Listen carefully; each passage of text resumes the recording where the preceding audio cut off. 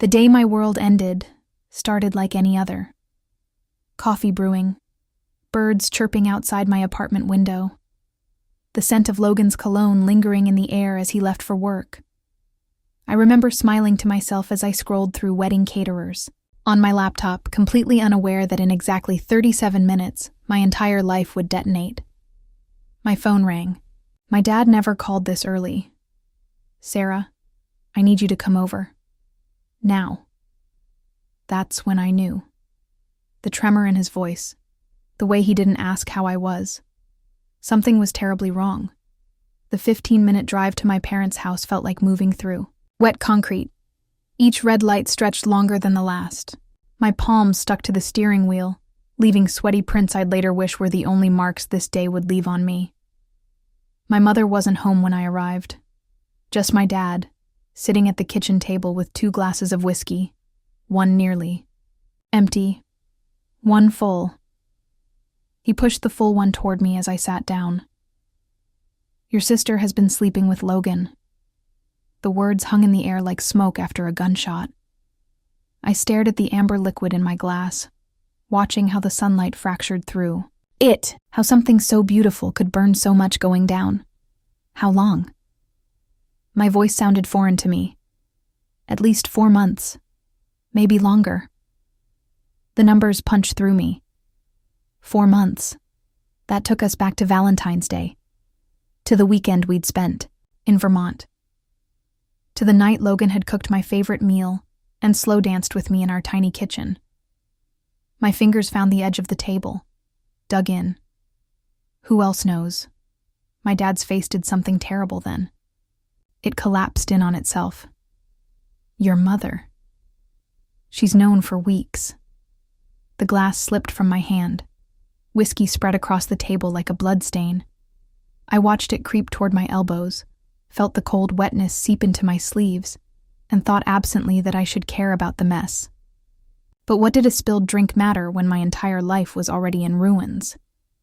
I stood up so fast my chair toppled backward. The crash echoed through the house.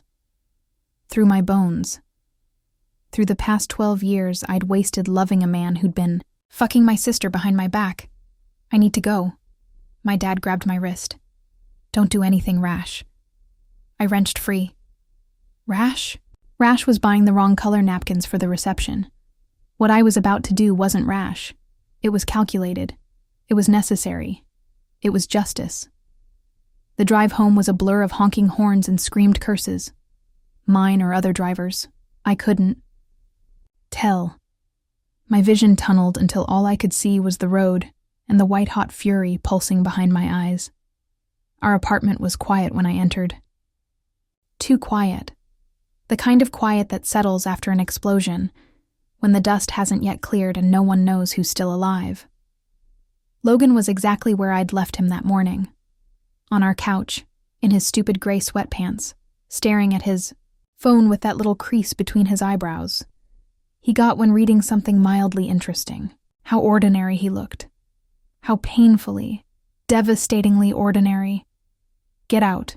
He didn't even glance up. I said, "Get out." Now he looked. That familiar half-smile playing at his lips, the one that used to make my stomach flip. "Babe, what's wrong?" The casual endearment ignited something primal in me. I crossed the room in 3 strides, snatched his phone from his hands, and threw it against the wall. The screen shattered with a satisfying crunch. Logan jumped up, hands raised. "What the fuck?" "Sarah, pack your shit. You're leaving." His face cycled through confusion, irritation, then dawning horror as understanding hit. "Who told you?" That was all the confirmation I needed. My knees nearly buckled, but I locked them, forced myself to stay upright, to not give him the satisfaction of seeing me break. I turned on my heel and marched to our bedroom. His suitcase was still in the closet from our last trip. I yanked it out, threw it on the bed, and began filling it with anything of his I could grab. Logan followed, hovering in the doorway like a coward. It didn't mean anything. It was one time. A mistake. I paused. A stack of his t-shirts clenched. in my fists. When? Silence. I turned slowly. When, Logan?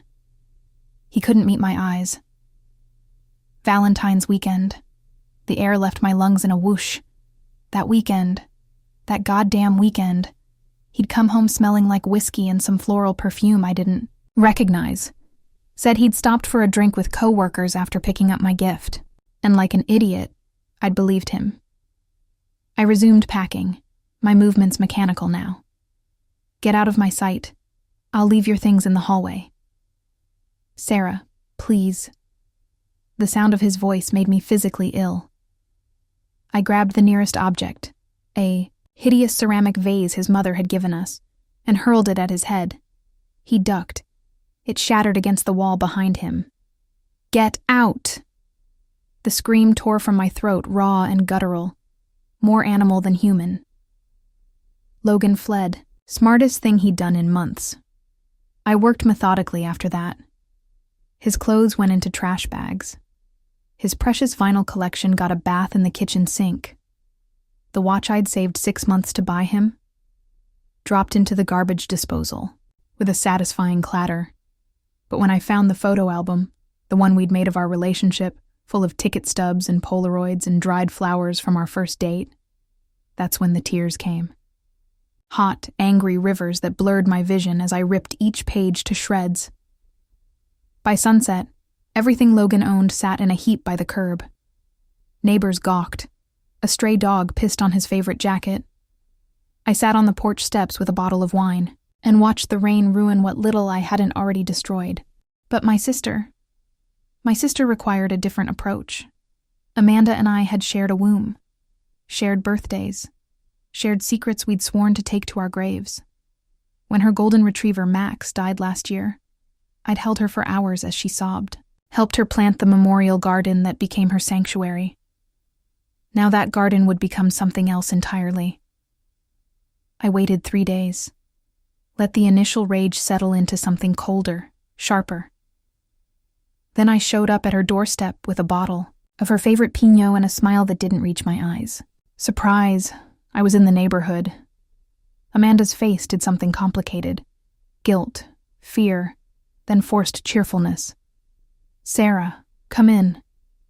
She looked like hell. Dark circles under her eyes, hair in a greasy bun. Good. I hoped she hadn't slept since, Dad told me. We made small talk in her kitchen. The weather, work, anything but the elephant in the room. When the doorbell rang, a delivery I'd timed perfectly, she excused herself to answer it. That's when I slipped into the backyard. Max's garden was even more beautiful than I remembered. Roses in full bloom. Delicate wind chimes tinkling in the sea breeze. A small stone bench with his name engraved on a plaque. I took a deep breath. Then I got to work. The roses came first. Ripped from the soil roots and all. The wind chimes followed, smashed against the patio stones until they were unrecognizable. The plaque took more effort. I had to kick it repeatedly before the granite finally cracked right through Max's name. Sarah? What are you... Amanda's voice cut off as she took in the destruction. Her hands flew to her mouth. Oh my God. I turned slowly, brushing dirt from my jeans. It just happened. Recognition flashed in her eyes, then horror, then fury. You bitch! That was Max's... Don't. My voice was ice. Don't you dare pretend to care about anything sacred. She lunged at me then, nails like claws, teeth bared. We went down in a tangle of limbs, rolling across the ruined garden. She scratched my cheek. I yanked her hair. She screamed obscenities. I called her every vile name I could think of. When we finally broke apart, panting and bleeding, she spat out the words I'd been waiting for. It didn't mean anything. We were drunk, it was one time. Try 4 months, I snarled. Minimum. Her face went slack. Who told you that? Does it matter? I stood, wiping blood from my lip. The only thing that matters is that I know. Mom knows. Dad knows. And soon, Everyone else will too. The color drained from her face. What are you going to do? I smiled then. A real one this time. What do you think? The nuclear option wasn't my first choice. But after the garden, after seeing the way she still tried to lie to my face, it became the only choice. I spent that night compiling evidence. Text screenshots, credit card statements showing, hotel charges, even a voicemail Logan had left her that I'd found months ago and stupidly convinced myself was innocent. At dawn, I pressed send. The fallout was immediate and glorious. Logan's law firm called to terminate his employment effective immediately. His mother left me a tearful voicemail disowning him. His friends, our friends, flooded my inbox with apologies and disgust. Amanda fared worse. Her nursing program launched an ethics investigation. Our mutual friend sent her screenshots of the evidence with, "How could you?" messages. Even our, usually passive mother couldn't ignore this, though her reaction wasn't what I expected. "You've gone too far," she hissed over the phone. "She's your sister." "And he was my fiancé," I shouted back. Where was this energy when you knew they were betraying me? Silence. Then the click of her hanging up. The pièce de résistance came 2 weeks later. A call from Logan's sister, her voice trembling. "Amanda's pregnant. It's his." I laughed. Actually, laughed. Perfect. Now, 6 months later, the dust has settled in unexpected ways. Logan moved across the country. Amanda dropped out of school. Mom won't speak to me. And me? I'm lighter. Like I've shed a skin I didn't know was suffocating me. Sometimes, when I'm lying awake at 3 a.m., I wonder if I went too far, if exposing them so publicly was cruel, if destroying Amanda's garden made me as monstrous as them. But then I remember the way Logan looked at me when I asked how long it had been going on. The way Amanda tried to lie even with dirt from Max's garden still under her nails. The way my mother chose her guilt over protecting me. And I know, with absolute certainty, that I didn't go far enough.